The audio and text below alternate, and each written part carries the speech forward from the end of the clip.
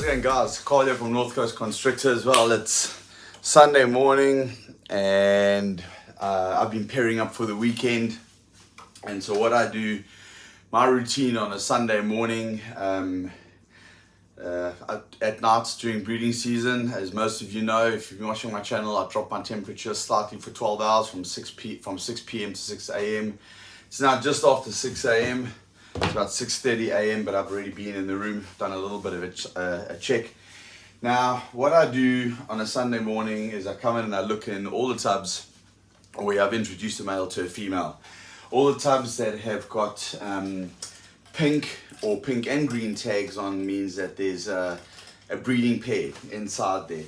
Some of the tubs you'll see have got green tags, and some will, if it's just out of camera shot there, it's only got a pink tag.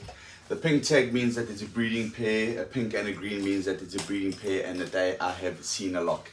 So what I do on a Sunday morning is I come through and I open up all the tubs, and any of the males, because I paired them up on Friday morning, and what I do is I go through all the tubs and I see which males are still locked and which have unlocked, and if any have become unlocked, then I take them out and put them in their own tub.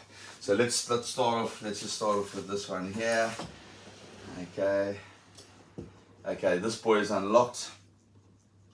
Okay, now this is a beautiful visual desert ghost. I think I started my video, the video I did previously on this particular boy here. He's my desert ghost male, single gene, and I paired him up to this beautiful, hello my sweetheart.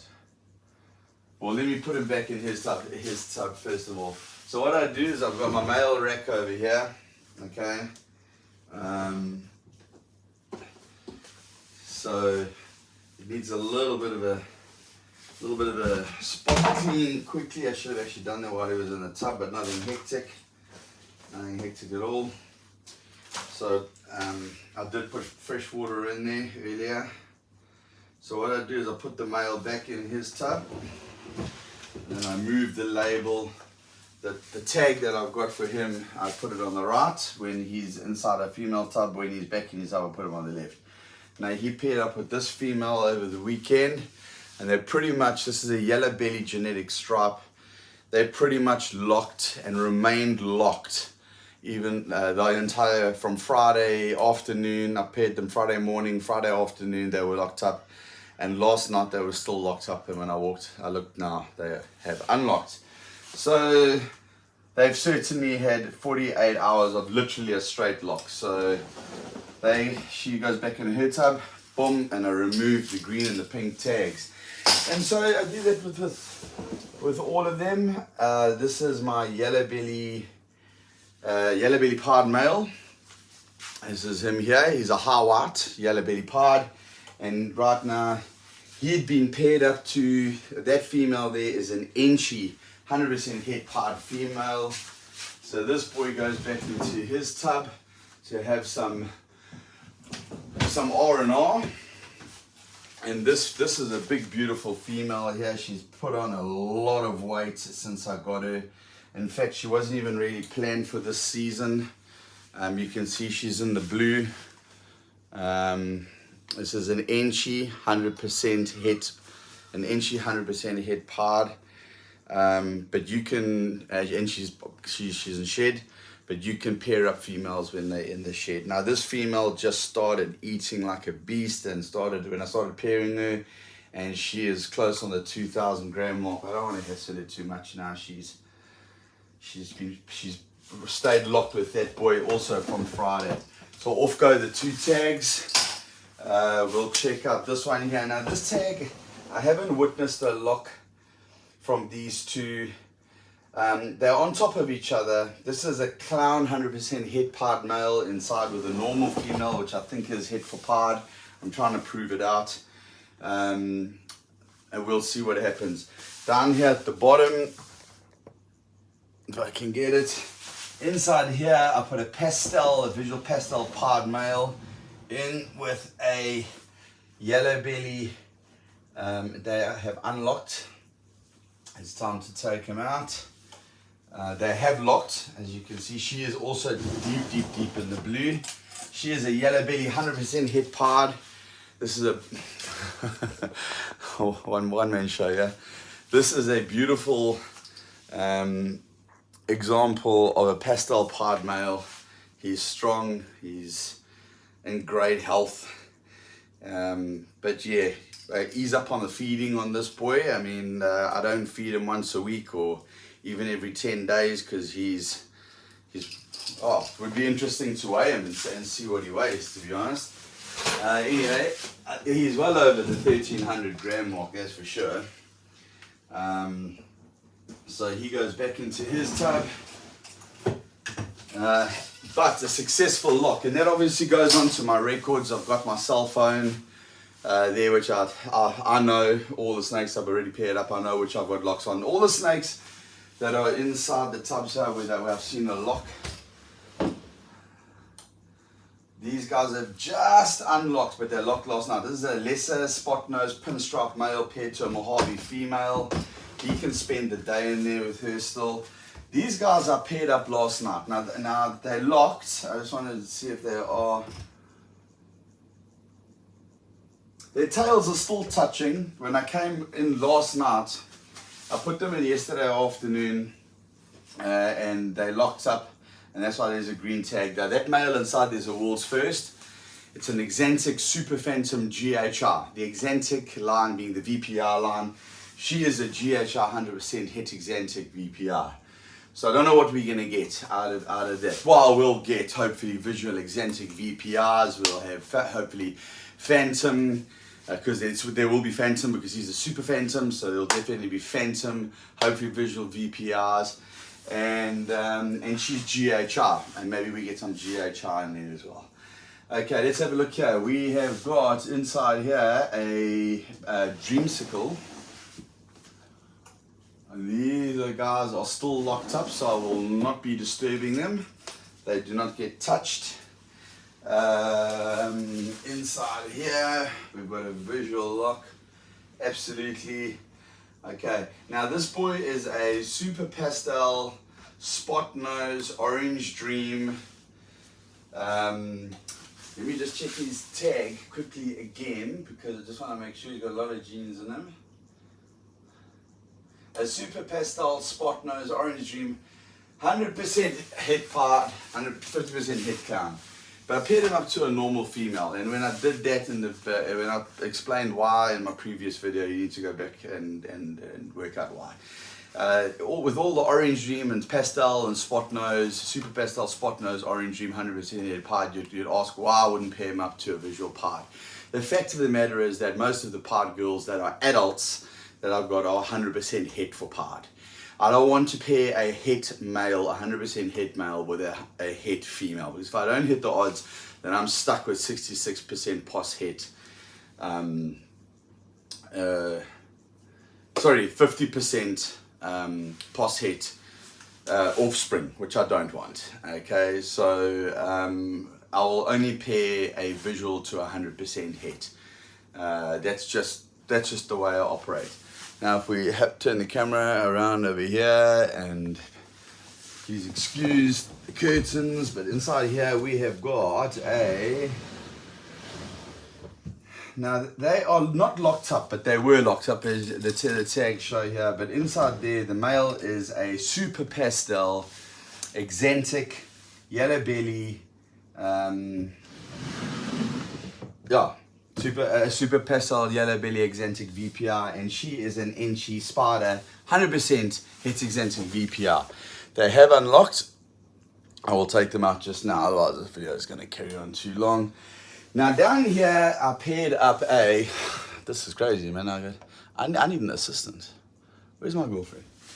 Anyway, so inside here I've got a clown, a banana clown that has not locked with this female all weekend, and not only that, she's dominating him.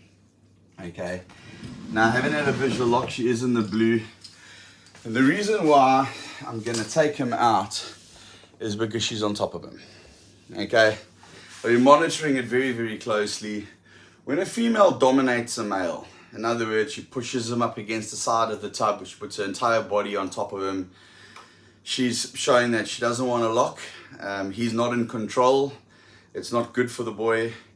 If he's too small, could kill him. Very rare, but it could happen if he's a very small breeder and she's a massive breeder. So I've given these guys 2 days from Friday. It's now Sunday morning. There's been no visual lock, and not only that, he's like curled up in a little ball in the corner of the tub and she's on top. Time to take him out, and I'm going to give him 2 weeks off. I'm going to leave her alone. She's in the blue, and we'll just leave it. We've still got plenty of time for the breeding season to pair them up again at a later stage. Okay, so he can get some R&R now. Put him back into his enclosure, and later on today I'll come in and do a little bit later after this video. I'll do all my water. Now inside here I've got a visual exantic pied male, and he is pairing to a 100% het pied, 100% het exantic female. Still not locked. They've been in there for 2 days. They are still not locked. I've been trying to pair that for 2.5 months now, and I haven't had any luck.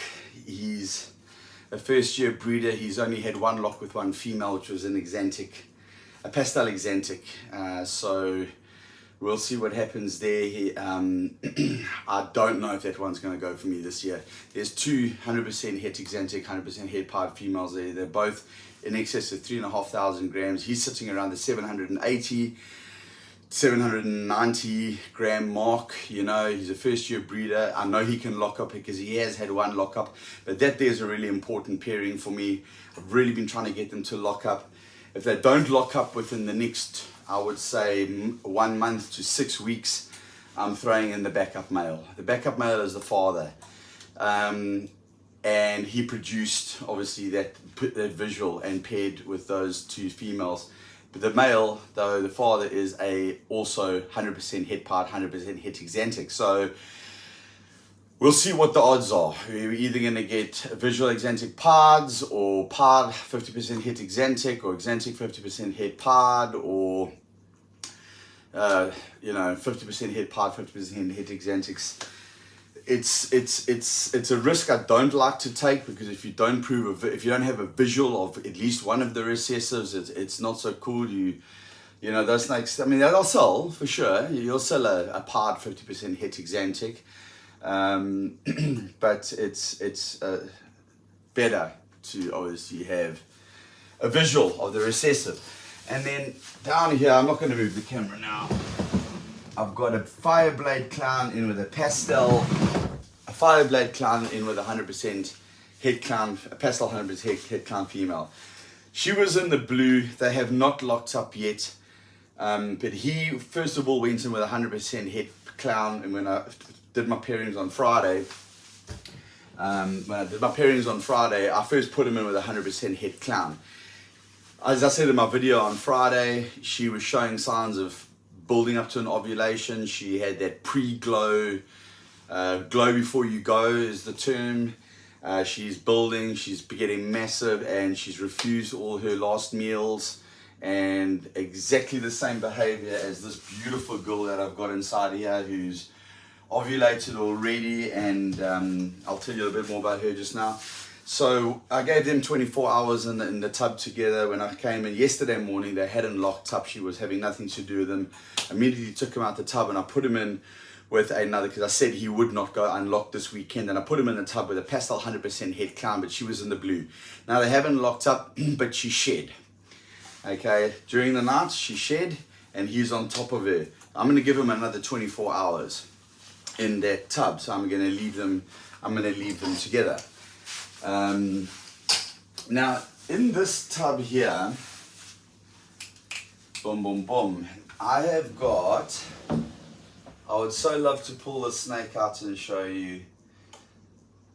You know, she's marked as a normal a pastel 100% het exantic VPR, but personally I think she's a visual exantic VPR. she paired up to that male that's in with the Enchi Spider 100% head count. That male is a super pastel yellow belly exotic VPR. He paired with that female there. She's the first of my females to ovulate. So I'm expecting a pre-lay shed in a couple of days, a week or two. And she's big. Last year she gave 9 healthy eggs, and she was weighing 3,500 grams when I paired her up. I'm expecting 8+ eggs, 9, 10 maybe even, and because he's a super pastel, they're all going to be pastel. She's a pastel. There's yellow belly in there, and she's 100% hit. She's 100% hit exentic VPR. He's a visual VPR. But I do think, and I don't want to pull her out now, but if I had to pull her out onto the camera and show you, I think most people would say she's exentic. But the fact that she's pastel is, and exentic, hit exentic VPR is the only thing that makes me doubt whether she actually is, because then otherwise her blacks would be a bit blacker. But she's a specimen. Regardless, she's an absolute specimen. These guys are still locked up. I will never ever unlock snakes. These guys, the tails are touching. These guys, have a look here. Okay, no, they have unlocked now. This is safe to take this boy out. Okay. A little myth that I've dispelled, and I don't know if it was just a bit of a freak. Everyone has said to me that male ball pythons don't lock when they're in shed. Well, this boy here was in shed when I put him in. I thought he looked a little funny. Thing is that he has been off food, so I don't know why he's shed. However, she's definitely not in shed. He locked up with her and he shed. And I had a visual lock with a male ball python that shed. So it obviously doesn't happen very often, but it does happen because here's the proof in my hand. And I promise you I saw this boy lock. In fact, there's pictures on my Instagram of the lock, so you can go back and check it out. But this is my spot nose lesser pinstripe. His name is Rolo. When I first got my snakes, I named them all. And I've stopped naming them, but I think I'm going to carry on naming them, and I'll tell you why. Because when I do my pairing cards, and I'm doing that male to that male, and I write the genetics down, the amount of time it takes to write, like especially if you've got a 5 or a 6 gene snake and you're writing it all down, it's a mission.